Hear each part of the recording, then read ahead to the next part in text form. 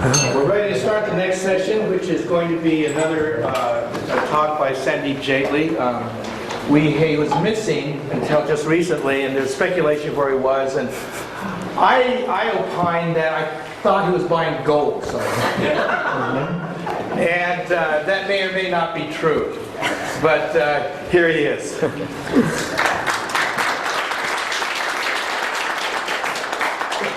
Thanks very much, Daryl. This isn't going to be as lively as the previous lecture, I'm afraid. I can't match Daryl's skills there. Think Open University 1975, and that's where we're going at the moment. It's quite an eclectic talk, so please try and bear with me. Stocks to flow. So, Rudy mentioned earlier about stocks to flow of various commodities, and I talked about that a bit. But you can look at it slightly more in depth as well. There are many commentators who say things like silver is consumed. It's consumed and it's no longer there, and it's not there, it will never be there again, and there's only 1 billion ounces in inventory, and there's 160,000 tons of gold, therefore silver should be a tenth the price of gold. That's the kind of logic they use. But that's wrong. All of the copper that's been mined since the beginning of time is still there, as is all of the silver, platinum and palladium. But it might not be there in accessible form. So the price would need to change in order for that to happen, and then suddenly it will be there in marketable form. So this is just a simple diagram here. Now, the actual dynamic between marketable inventory, I should have put marketable there, and scrap stock is very important when you consider the whole stocks to flow ratio.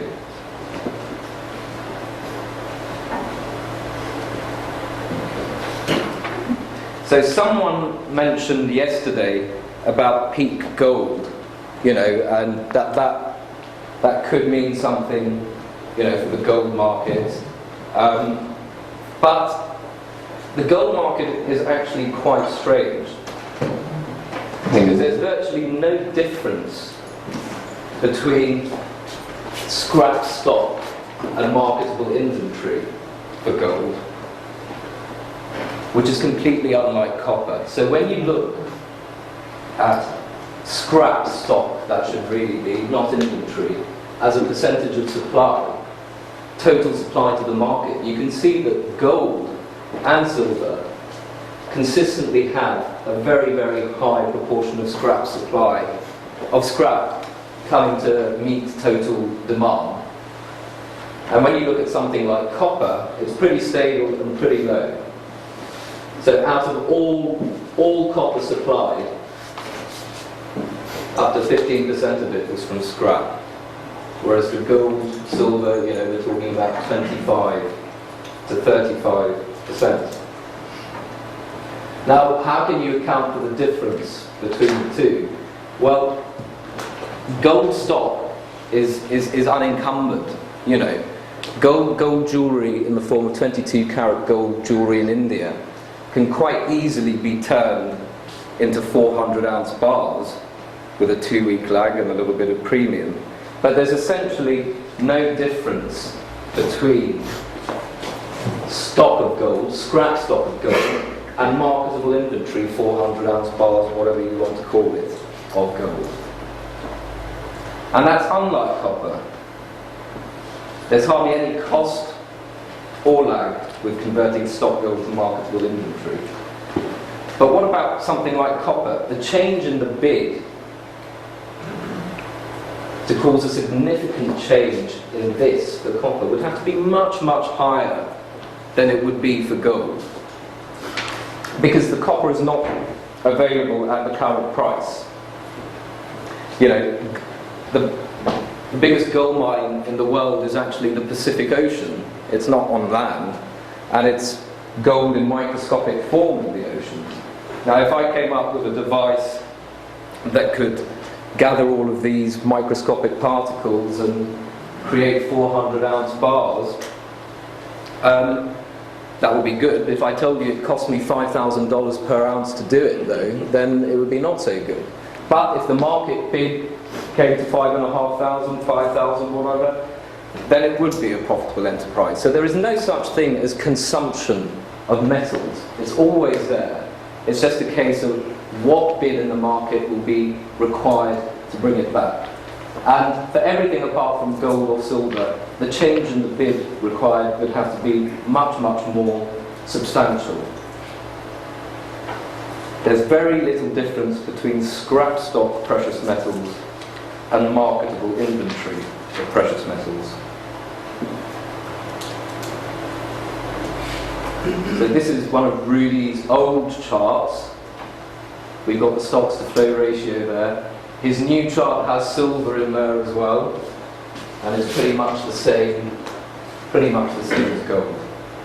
And if you put on the other precious metals, platinum and palladium, there'd actually be fractions of this crude, which is the smallest one, fractions of this copper.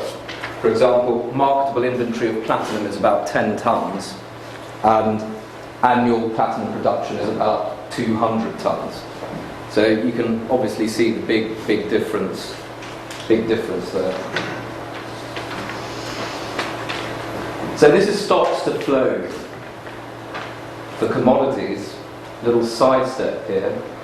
You can also look at it for currencies. Now everybody likes to bash the dollar, because we all know what they're doing, monetizing debt and blah blah blah. And Philip just told me today that the Royal Bank of Scotland, the venerable institution of Lloyd's TSB, have been given another £50 billion by Her Majesty's government. Now, you can see there that the stock of dollar is actually much larger than the stock of all of the other currencies. Don't forget that. You also have to realise as well that, yes, America is debasing her currency, but as a proportion of the dollars already in existence, it's actually minuscule. Even though America might be creating $1.2 trillion and the United Kingdom might be creating only $500 billion, that means that you should buy sterling and short the dollar. That's not the correct way of looking at value, because proportionately, the $500 billion or whatever that's created by the United Kingdom is a very large proportion of the stock of sterling already there. Whereas the $1.5 trillion that the Americans are creating is a very small fraction of the dollars that are already there. And this is a graph of GDP deflators since 1960. Now, the United States, you can see pretty much a monotonic increasing trend there, but look at how volatile the other countries are. Massive periods of inflation followed by deflation, all this mess here. So whatever people say about the dollar, it's not really borne out in practice. Whenever people say dollar crisis, they should actually say paper crisis. So before we move on to the basis, we should have a discussion about what is a price. Now, classical economics, as in wrong economics, says there is always a price. There's always a price, and there are people who are willing to trade around that price and shake hands around that price. And that's how market prices are established. That's actually complete rubbish. There's no such thing as the price of Unilever in London. It always depends upon what you want to do. If If people decide that they want to take the bid or the offer, then they shake hands and then the price is born, not the other way round. So it's again chicken and egg that classical economics gets completely wrong.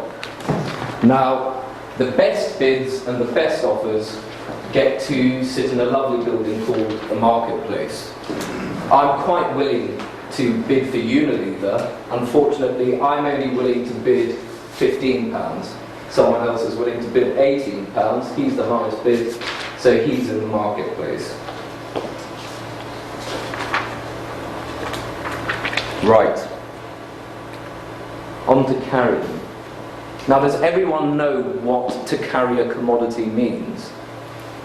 Keep it in storage. Keep it in storage. The actual mechanism behind how you carry something is basically you buy the spot at the offer and you sell the future at the bid. And hopefully there is a positive difference between the two, and that's the premium that is earned by the warehouseman, the person who chooses to do this as a living. Now, warehousing is actually one of the simplest businesses to do. You know, you buy a warehouse, you look for the various carriers available on whatever commodities you can store in your warehouse, and you go for the commodity with the highest carry, assuming that it's not going to go any higher. It's a very, very simple job. You know, I buy oil at $70, I sell oil 3 months forward at $76, and I carry the premium. In the meantime, the carry could go higher, and the mark-to-market of my positions will be in a loss if I want to unwind the position, but if I hold it to expiry, I will still get that $6 premium on the capital that I spent to buy the oil in the first place. So this was on the beginning of July, the various carries that you could get on different commodities. So if I want, it's all annualized. So if I wanted to buy silver and sell forward, I wouldn't get a very good premium. Same for gold. Copper a lot better. And if I have an oil storage facility, well, I can get 15% annualized from just storing oil, which isn't a bad return at all. Now, the implied premium on the physical is basically, doesn't mean anything for oil and copper, but the gold and silver, that's equivalent to the lease rate. So the error that Keynes was saying was that this is like an oil interest rate and this is like a copper interest rate. It's not, you know. You can only have an interest rate for something with the highest stock-to-flow ratio, basically. So if a positive spread exists between spot and future, then the commodity can be carried profitably.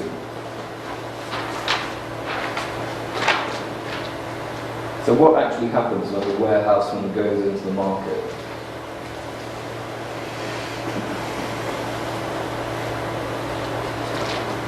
This is an example of lumber here, where you could get 24% annualized by just storing lumber. Spot offered at 185.70, November bid 204.20, carry $18.50, that's 10%, annualize it 24%. Not a bad premium. So when the warehouseman takes action, the carry at that instant will fall because he bids up the spot and he takes the offer on the spot and he hits the bid on the future, and the carry will fall. And if enough warehousemen do this, the carry will keep on falling until the marginal warehouseman refuses to do it no longer and will not carry that particular commodity because the spread is not attractive to him, it's not sufficient to him, and that's when the marginal warehouseman will stop. So we talked about the carry, which is the profit that you can make from carrying.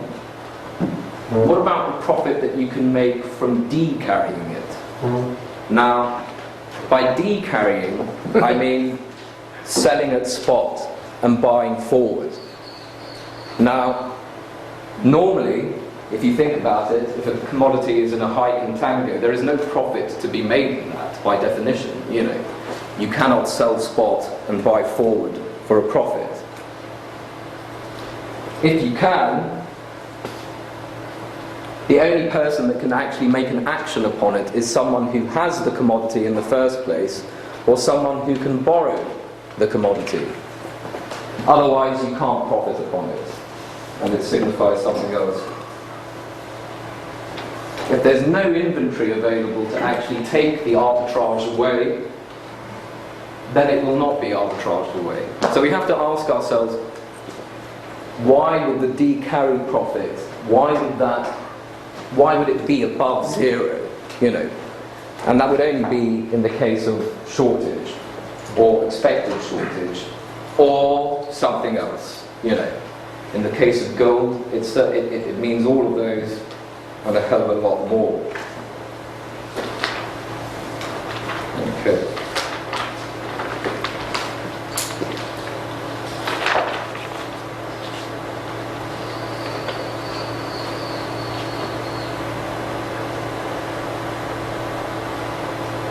Right. So we have to say to ourselves, we've looked at it in the forward direction. We've said if there is a carry available, then the warehouseman can make a profit. But we have to look at it the other way around. What does it imply? It's very hard to monitor total warehouse stocks generally of all commodities. So can something be inferred by looking at it the other way around? You know, if the carry is high, does that say something about warehouse stocks?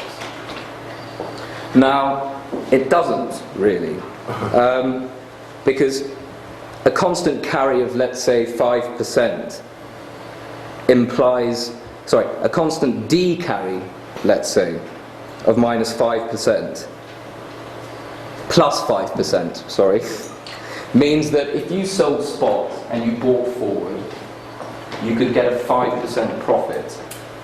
So selling spot gold, let's say at 1084, and buying the future at 1063, that's a profit that can be made to anyone who has the ability to sell spot gold, or borrow gold and lease gold and sell it, and buy the future.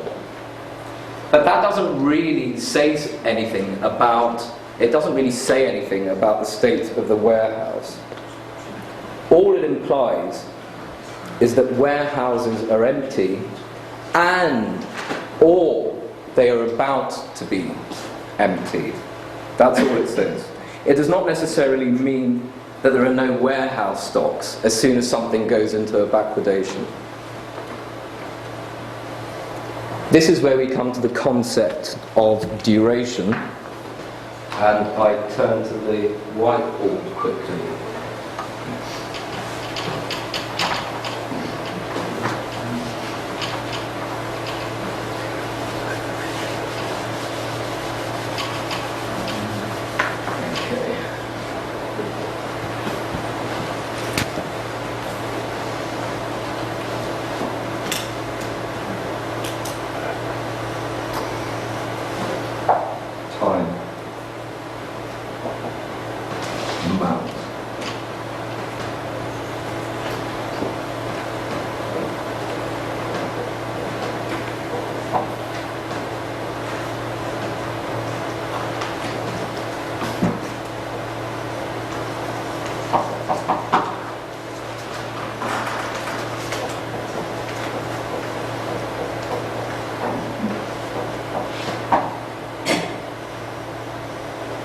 Now, this chart here, I hope all of you can see it, it's meant to represent every warehouse. So, not just a particular warehouse, it's meant to represent the summation of all warehouses.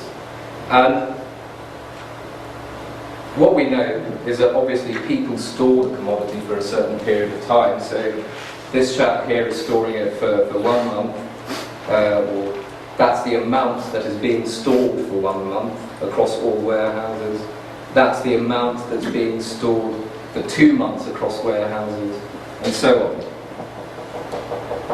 And you can assume that when the warehouseman put that trade on, he did it profitably. If there was no positive carry available, as in you could only get, let's say, if you bought the spot at 300, buy spot, and sell forward. It's unlikely that that was the situation when these guys put their trades on. They're not going to buy something at 300 and sell it at 299. There's no profit in that. There is a smart trade in that, but I'll talk about that later. So you can assume that when these warehouses put all these trades on, it was done because they bought at 300 and they sold at whatever, 300 plus a profit. So what does that tell us? What can you do from that? Well, what can you say? What can you say? If you see the carry available turning from being positive to negative, basically means that no further warehousing can be done. Now, no further warehousing can be done doesn't mean that the warehouses that were already there are empty. You know, they're still full. But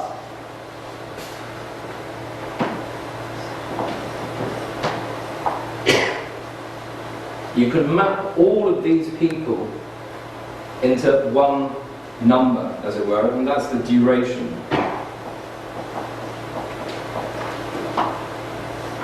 The duration that the commodities are being held in these warehouse stocks. And it will be however you calculate duration, I think it's an interval. So it will be somewhere, let's say, here.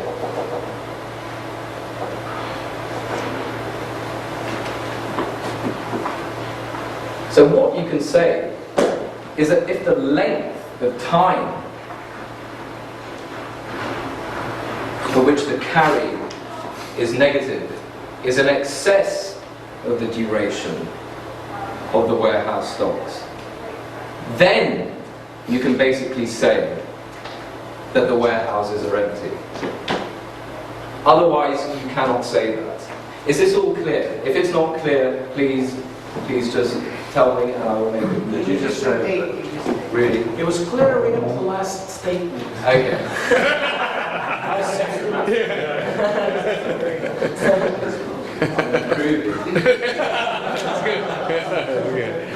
Let me just get another pen. Can I just take it one step back further from that? I actually got confused by how you ascertained where that line of duration was. Okay. So that's basically like the center of gravity of the warehouse, the duration. Is it Is it a now? median or a mean? Sorry. Is it a median or a mean? Well, it's a weighted average. So it's calculated as a weighted average. Of what? So okay, I'll show you. If that's, let's say, 10, 5, 3, 11, 9, then you take a weighted average of the amounts, and you will have the time here, and it will be represented by just one big bar, which is equal to all of these added together, and it will be a particular duration d. That's what it's equivalent So to. the time is the weight. Yes. Yeah. Time is the weight. Yeah. Right. Okay. Is that clear? Yes, it is. Okay.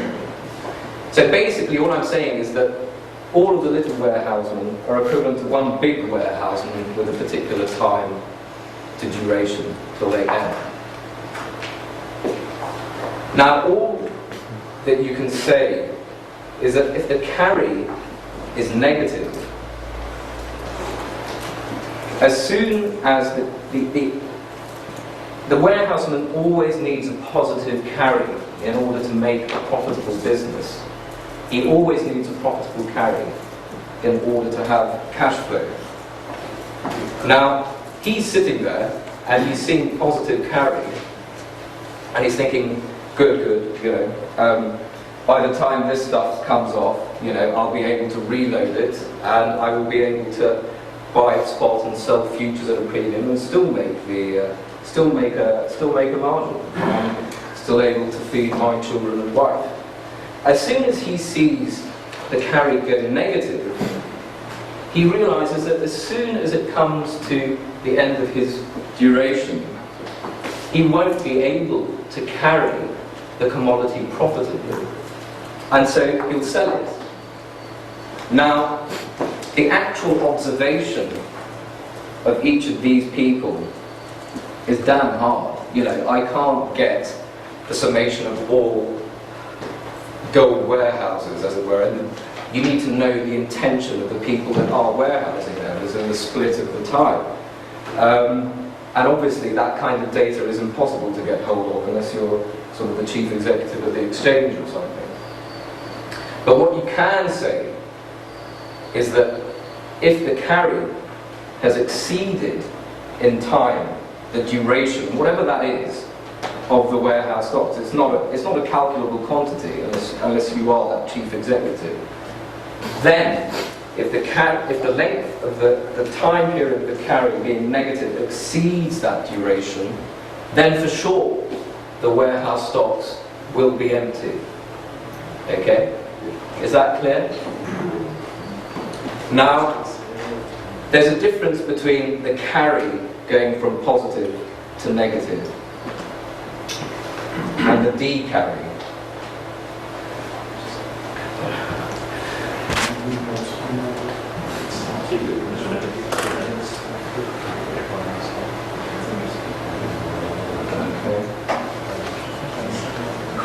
D carry.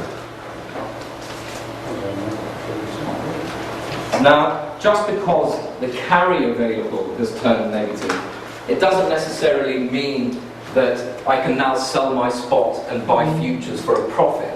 That would be if the D carry premium goes above zero. But what if it does go above zero? Well, if the D carry premium goes from being negative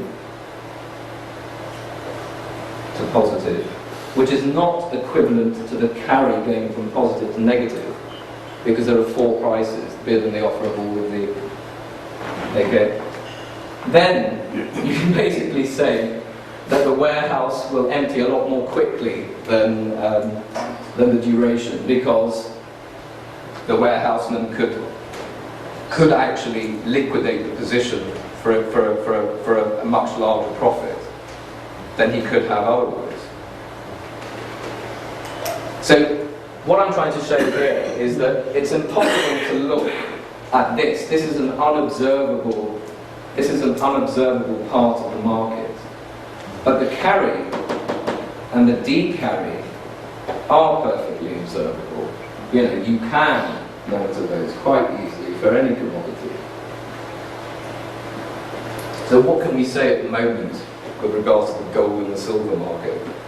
Well, as we all know, in December, the market went into backwardation and it ended, I think, sort of mid-January. Now, most commentators didn't actually see that because they were calculating the basis by looking at the midpoints of the spot 310.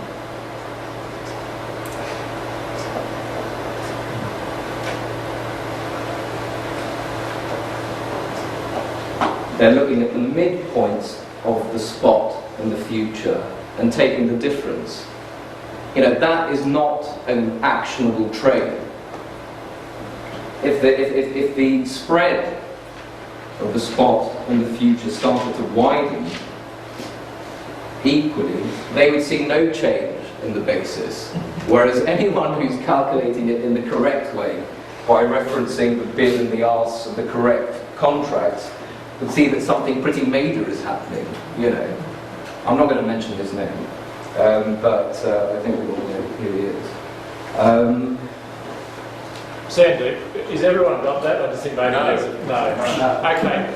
Can I just talk Yeah, because, sure. because I think, go back to these funnels. So just remember, the carry is the difference between these two, okay? Because we're talking about the ask and the bid. The D carry is the difference between these two. So what Sandeep's saying is that as this changes, you can see here that this line is still higher, which means that you're getting more money when you sell for what you bought. When this goes like that and the line drops, then you're losing money on that. You wouldn't do that trade. Okay. Now the other side that he's talking about is the D carry, which is these two. So you can see here, in this case, you actually won't make money on this transaction because you're selling here and buying for much more. But it's when these two things go like that, and this line here and this line here go there, then you start making money on that sort of transaction, which is the D carry transaction. But these two things move together as well. So as this thing's going from here, and now it's moving up, these brown and green will also come down. And there's this crossover point where this one would go here, and you wouldn't make money on that, but you wouldn't make money on this either, and it needs to fall a bit more, and then you start making money. And what Sandeep's saying in this point is that if you calculate the basis by looking at the middle, and the middle, you're not really looking at anything that's real, because you can't trade at the middle, you can trade only at these price points. And there'll be this point, if you look at that, so right here, this could go flat, and there's no carry, but someone looking at here would go, yes, there's a carry, but there isn't, because that's the real carry. Is that clear? Thanks, Bron. Sometimes different Yeah, view. sure, different view, yeah. Thanks, Bron. You trade for me. Huh? I was just joking, would he trade for me if I gave him some That's good. I don't know how you... for consideration? We are lucky with gold and silver because we can actually see fairly visibly the total warehouse stocks, you know, but we can't see the duration for which they're being held.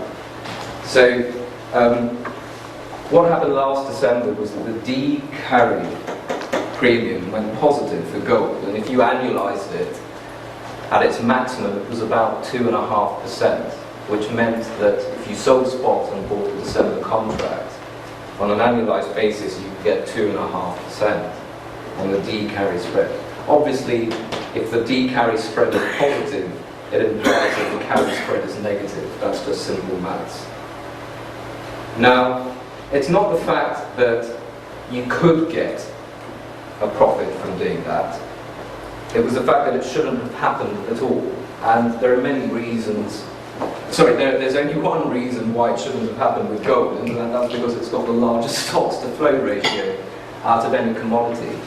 So, alright, 2.5% wasn't that much, but that's not the actual, you're missing the wood for the trees, you know. The fact was that it shouldn't have happened at all.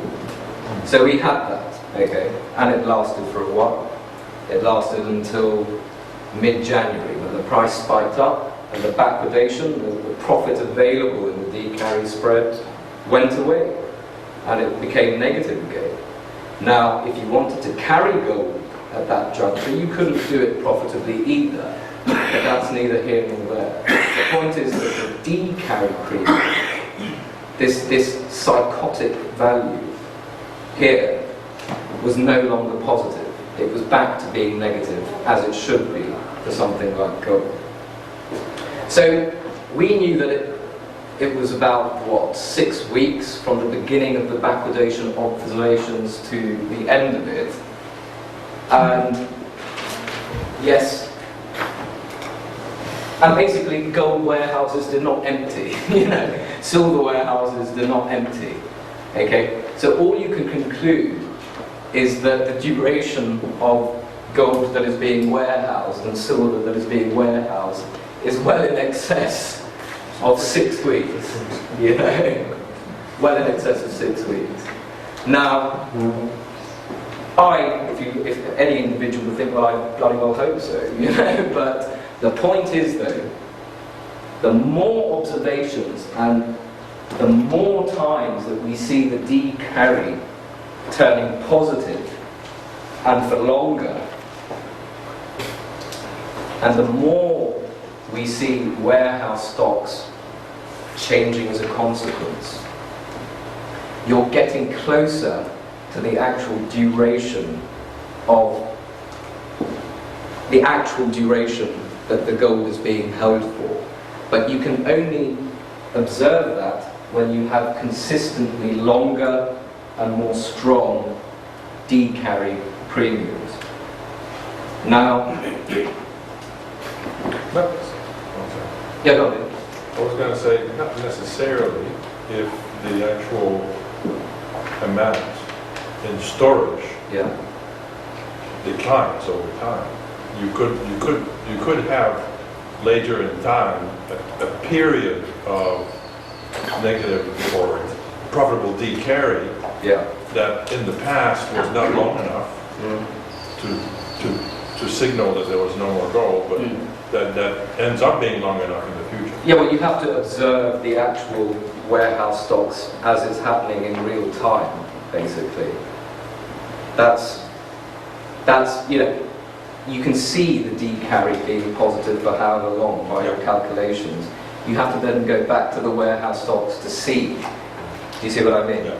Okay. So what's our contention is that it was only 6 weeks at the beginning of the year.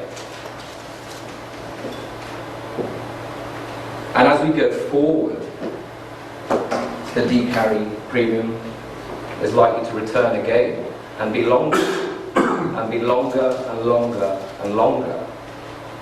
Doesn't mean that there's no gold in the warehouses. But then when it exceeds the duration, whatever that is, we don't know what it is, you know, you'll find that there are no stocks of gold left in the warehouses, no stocks of silver left in the warehouses. Not because there's been a shortage, but because it can't be carried profitably. And sorry, really? Are you making an assumption on the little lumps that these stocks are locked in for a certain period of time? Yeah. Isn't this pretty well open? I mean, if someone contracts store my gold, theoretically you can take it out at any time. So I'm not sure how these. Now these chaps have bought, spot and sold forward. Those guys. Yeah, these guys, the warehouse. They're not private gold just sitting in a warehouse. No. At your convenience. Private gold sitting in a warehouse, you know, that's not hedged, you know, has infinite duration. You know, it's the person that's bought spot and sold forward. That's the sum of all of these people here. Sandeep, if I understand correctly, the positive carry trade here, is that not the same as the basis? Positive carry. Well, there are two bases, basically. There's the carry and the D carry. Well, it is it's trading the basis.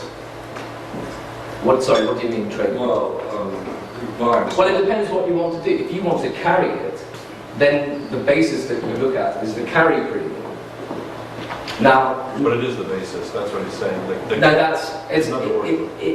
It is the basis, but you've also got another basis, you know, because the basis is defined as the difference between futures and spot.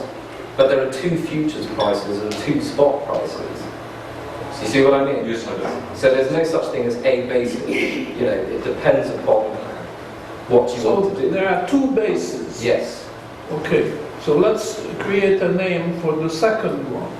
But then you have to define the first one as well. Okay, the so call the second one the co-basis. yes, okay, so we can call this one basis.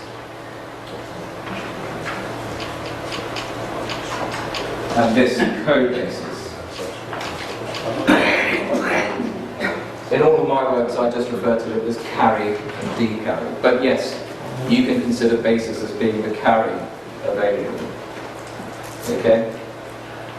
So there are two bases. And they vary independently. And they vary independently. Okay, there's no fixed relationship between the two, which is why you have to monitor both of them. Could you say something about the permanent backwardation?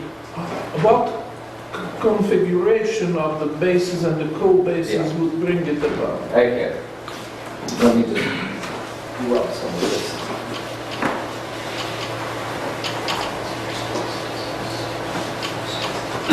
So believe it or not,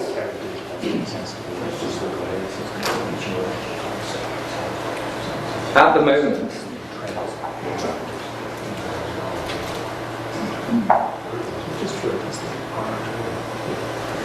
okay. So for a commodity that's in high supply, no problems of delivery, etc., etc., what you will find is that the carry, the basis, is positive.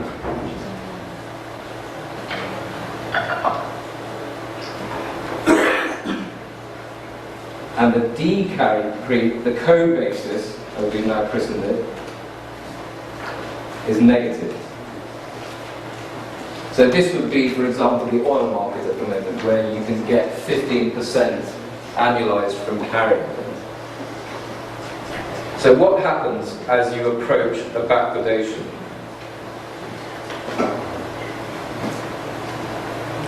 The carry will come down.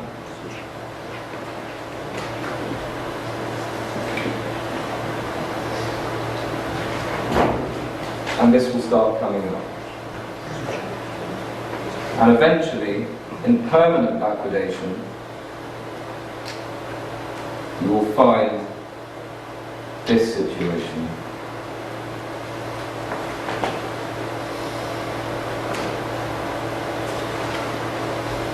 So you'll find that the co-basis goes positive, and the basis as defined here goes negative.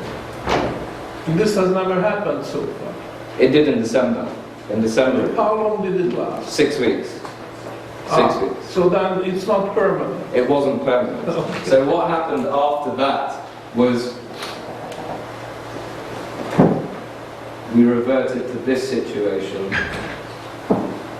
Not this situation completely, it was actually quite and this is what we will be going through in the next lecture. It wasn't as smooth as this, it was actually quite violent. But what we saw was a return, say from the end of July, we saw a return to that situation as we had before December in the gold market. So here, this was from, let's say, the beginning of 2008, Jan.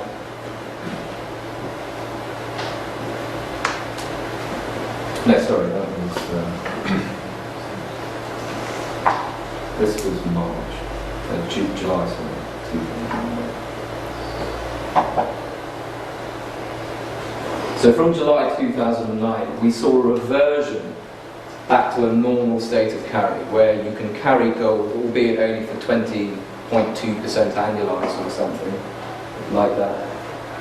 And there was no profit available if you wanted to sell a spot and buy forward, which is the way that you action a profit in a backwardation. There is no way to action a profit at the moment by selling spots and buying forward in the gold market. Now, that was from July 2009, when the price was about, I don't know, 9.30, something like that. So somehow, we were all in a state of worry, but something happened, and the market was restored to a comparatively normal situation. The contango. Contango. Positive basis and negative co-basis. Now, we'll be debating about what could have caused that in the next lecture, but that's the current state of the gold market, where you have a positive basis and a negative co-basis. Now, inferentially, that means that there is no problem with supply at the moment. So whatever you hear in the press about tightness and blah, blah, blah, well, it should be reflected here. You know, and if it's not reflected here, then it's all a load of nonsense, basically. And whenever I picked up my phone to my dealer, who's one of the largest ring dealers at the LME, I've had no problem in getting a quote for whatever size of bullion I want to buy. And I think Bron, there's been no problems. No, 400 ounce bars. But do you mean supply in terms of those that make it a business to warehouse and carry trade? Yes. You don't mean supply in the ultimate sense of what's available, like. Well, no, in the sense that I want to buy it. You know, I don't know how they're carrying it. It could be naked or warehoused. But when you're talking supply, you mean those that make it a business to provide supply? Yeah. Which are the big ring dealers and whatnot, you know. So that's where we are at the moment. That's where we are at the moment. And silver was actually the first one to revert to a normal carry, and gold followed soon after. And silver had actually been in a much stronger backwardation than gold, right up until this period here as well. And then we reverted to a normal situation in both metals. And if you actually look at the current gold to silver ratio, it's about 63. So even though gold is going up, you know, silver is underperforming at the moment. So we're all happy that gold has reached a new high, but we should be cautious because the gold-silver ratio should actually be going lower if this is the final blow-off, you know. Silver should lead the pack. Permanent backwardation in silver will precede permanent backwardation in gold. Sorry, say that again on the ratio? The ratio at the moment is about 62, 63, and we reached a lower level, I don't know how many months ago, but it's certainly not at the lowest level. So the ratio should be going down. It should be going down if you're expecting Armageddon and permanent backwardation. Just a quick question, probably obvious.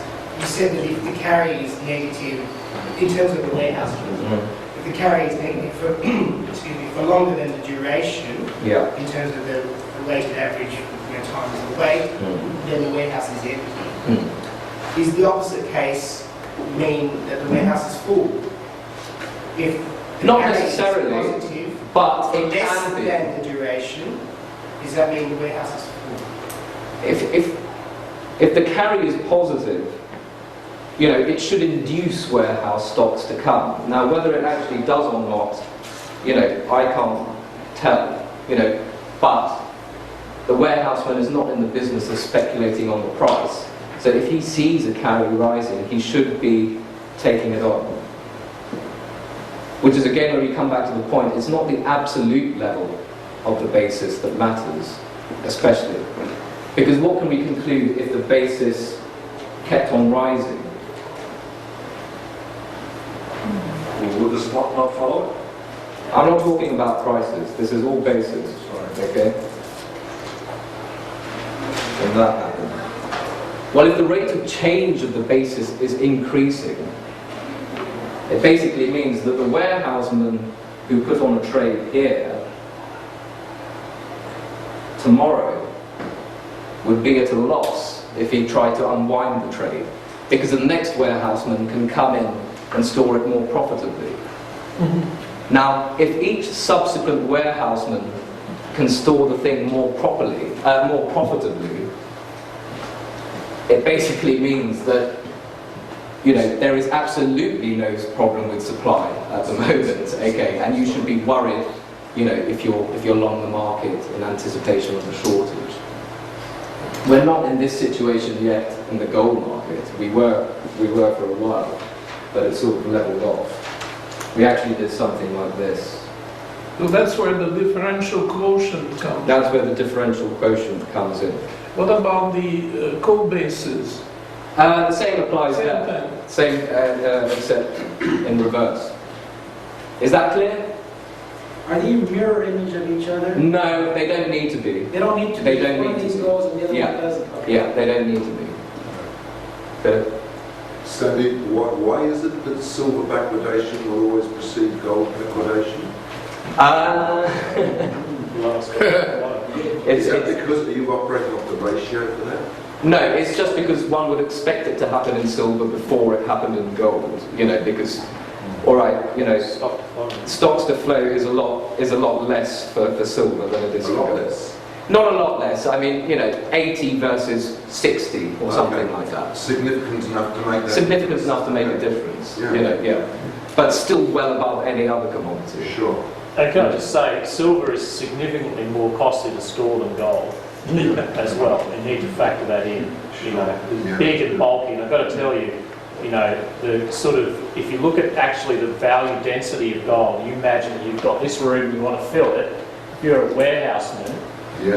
you'd say, well, I want to set the storage rate that if I fill this entire room with silver or I fill it entirely with gold, I'll still make the same amount of money.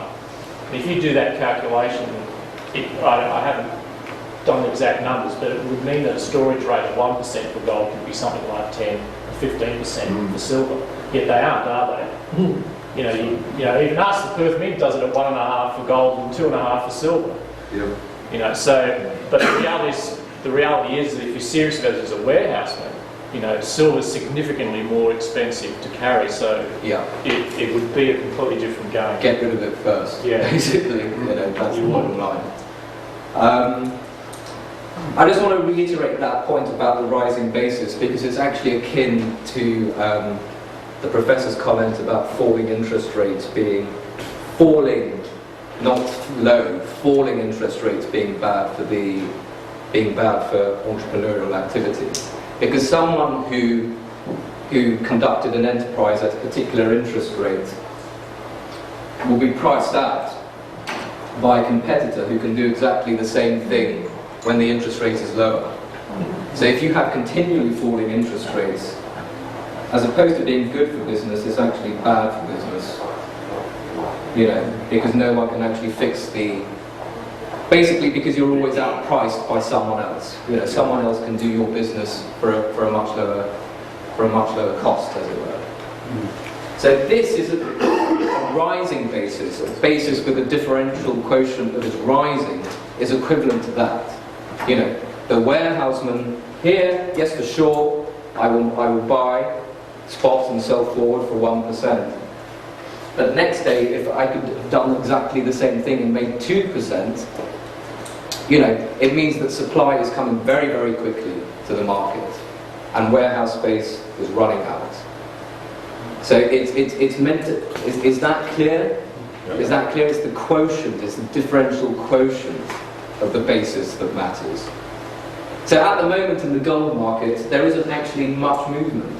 You know, we're just doing this kind of thing with the December contract.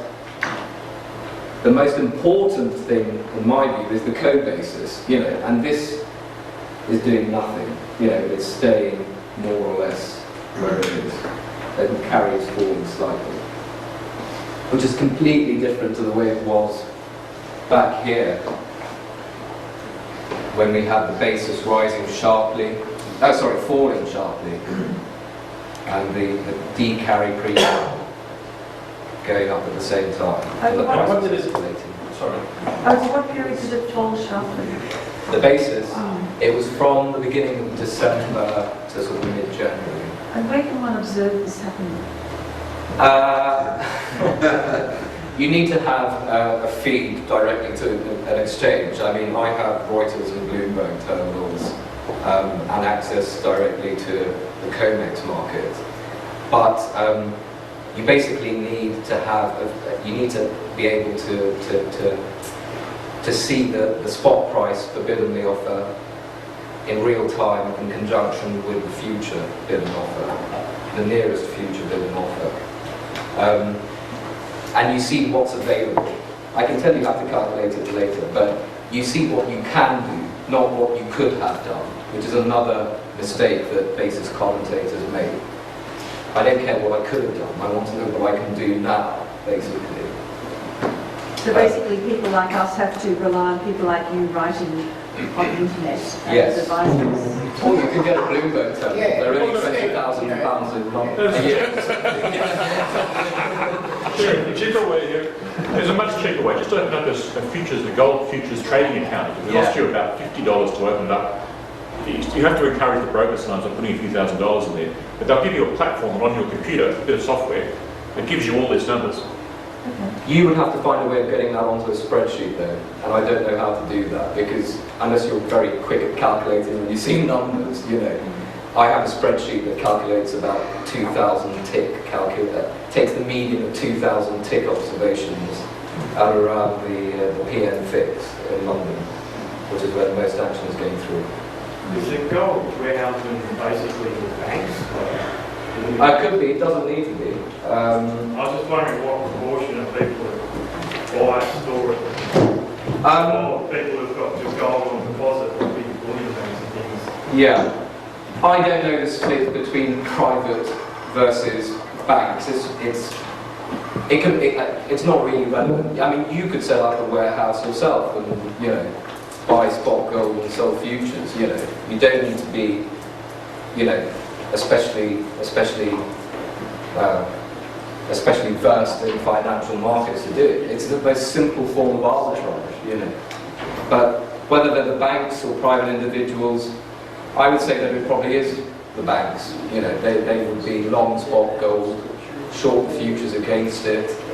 It's actually a good trade to have, like the potato future trade when that collapsed. You know, when there was the potato famine and the futures went to zero, but the spot went very, very high. So you've got a sort of free call option on economic Armageddon by being long spot gold and being short futures against it. In the meantime, you're earning a little bit of margin, but even if it costs you a bit to do that, I would still rather do that because it's a free call option. Well, it's not free, it will cost you whatever the loss on the carry is, but it's a call option on economic Armageddon to buy spot and sell futures against it. So if I was a smart bank, and I know there are a few out there, you know, I would do that. I would do that. So yeah, probably there are many banks. Just to close out a little bit of my hopeful understanding of what you've been saying. If after Darrell's speech, the big power brokers, the masters of the universe, saw the Armageddon you were referring to approaching, one way for them to continue manipulation of the market was if they possessed a dark pool of gold metal and they just suddenly flood the market with that. It doesn't mean they're going back on the gold standard, it just means they're putting the pin on everything you've traded because you see Armageddon coming. And Well, no, if they started to do that, no, but if they started to do that, okay, they would have to sell so much gold that it actually removed the backwardation. Exactly.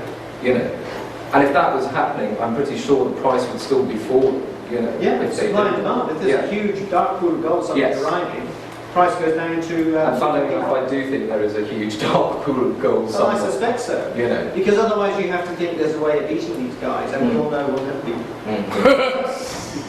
Yeah, because that 160,000 ton figure, as I said yesterday, it's only the summation of primary of records, you know, that go back to whenever. So obviously there was a lot more gold and silver before those records began, which aren't included in official tallies anywhere. So all this is the fly struggling around in the amber as it sets, because they'll just release the dark pool of gold when they need to. But the point is though that is still only finite. Okay, it's still a dark pool, but it's still only a finite dark pool though. Yeah, but we saw 200 tons yesterday, shifted prices by $30 overnight. No, well, you could do with a serious amount.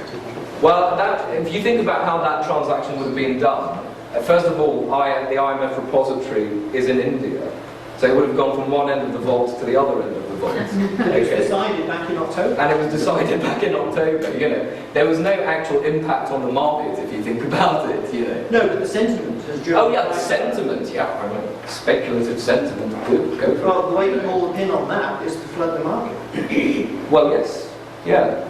So be careful. Absolutely. The 6 weeks that we temporarily experienced backwardation. What did that look like? I mean, you show us there was a precipitous fall. Yeah. It's on the next presentation that the professor and I... Can we learn anything from what happened during those 6 weeks? Okay, next. Well, you know, you had actually, you know, because if you think about it,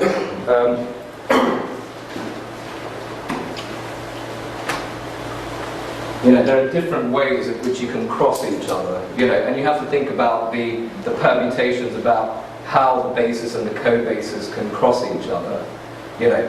So it will make more sense in the next lecture, but there you know, they could cross like that, or they could cross like that, you know, or they could do something like that, or, you know. I guess at this point I'd be more interested in, if you can, without preceding the next lecture in your answer, is what kind of shape did it have? What kind of shape was it a straight line? Well, I know there was variations, but was it a trend? It looks something like, you know, it looks, I mean, it was something like, if you say December 08, it was something like, you know, it looks like that, basically. And you have to be careful, because as you go into contract expiry and you're calculating annualized rates, you're looking at the ratio of two things that are approaching zero, so it does tend to go funny, you know. But, you know, as long as you're sufficiently far away from expiry, that's the kind of thing it looks like. And when it goes back to being... And so when it goes back... precipitous, is it? It will, well, it depends, you know, it doesn't happen, it could happen, you know, over a week or, you know, 2 weeks, whatever. Can I just pick you up on your comments about currencies? You talked about principal currencies and the relative amounts in circulation. Yeah. And your implication was that the stimulus in the US dollar in percentage terms was not high compared to other currencies. But when people produce graphs about money supply growth in the US dollar, that it's in double-digit form, so I'm not quite sure what you meant or how you related it to that, or what that tells It is. Currency movement. It is in double-digit growth at the moment, but then so is everyone else's. You know, it's not as if they're unique in that respect. Even Australia. Even Australia. You know, it's not a dollar problem; it's a paper problem. The dollar will be the last currency to fall. You know, apply, for example, with the British pound, that in percentage terms, the expansion of the British pound is much greater than the US dollar. Yeah. That's true. It is true. Very, very true. So Britain's still growing. You know, and the reason it's an erroneous line of argument, like people make saying that, you know, silver should be more expensive than gold because it's a lot rarer than gold. You know, they're kind of looking at it the wrong way. It should already be more expensive than gold if that was a valid justification for relative value. That it's not means that their reasoning was wrong. You know, and value is not determined by scarcity. It's all right for a first approximation if you're a 5-year-old school kid or something, but not if you're doing high economics. You know, really. And follow on to that question, you put a dollar sign up there. Yeah. What dollar is it? And 1 and 2 and 3, what were you comparing? That was just descriptive. It wasn't an actual representative. You know, you should use. There are some arguments as whether you should use repos in your calculation as well. There's a huge range of dollar. Which dollar is it? So, I use M3, you know, which includes repos. You know, and the same for all of them. Obviously. Yeah. You know, there's a debate as to whether you should use repos in it as well, but you know, repo still adds to the money supply. You know. The US hasn't published M3 for some decades. You can get shadow websites that calculate this. You know. The timing, can you comment on your research on when you take the reading of bits and all that? You say near the PM fix, London PM fix. Do you research before that? Or? I do. I have done. I used to take 3. I used to do 1 in the morning, afternoon, and 1 at the PM fix. There wasn't enough deviation in all of them though to say that I should monitor all of them. You know, the 3 p.m. in London is when most foreign exchange is being cleared. Obviously, when the gold market is being fixed, you're at the height of trading in New York, you know, you're at the height of trading in Europe, you know, so all implicit flows would be maximum at 3 p.m., which is why I only look at 3 p.m. How about during the option expiring, you know, it expires, the price of people under pressure to unwind their position? Option expiry, yes, you know, triple witching, I might take another observation, you know. But because I'm responsible for my clients' funds as well as calculating the basis, you know, I can't take time out to count, because it takes 25 minutes each time I do it to get the thousands of tick observations that I get. And when I'm doing that, I can't actually use my computer for anything else. So I have to find a way of improving that. But that's the only limitation on it at the moment. But if you stick to 3 p.m, you know, you're not going to find that it was significantly different if you checked it at 12 p.m, you know, or 5 p.m, you know. But if there is a special triple witching day, you know, sure, do it. To hell with the client's funds. Exactly. Yeah, I'll sacrifice that 25 minutes. Any more questions? I apologise for it being very, not very clear. That's more my fault, obviously, than anyone else's, obviously. Man, it's a tough crowd, isn't it? I'll improve on that for the next time. I don't think. It's a great effort. All right, we'll... Professor has a question. Sandeep, there are books on theory warehousing. How much of this material can you find in existing textbooks? I didn't know that there were textbooks on warehousing. In other words, you are a very modest man, and you presented the results of your original research, and none of that is yet in the public domain apart from this particular meeting. Absolutely, you're all a privileged lot.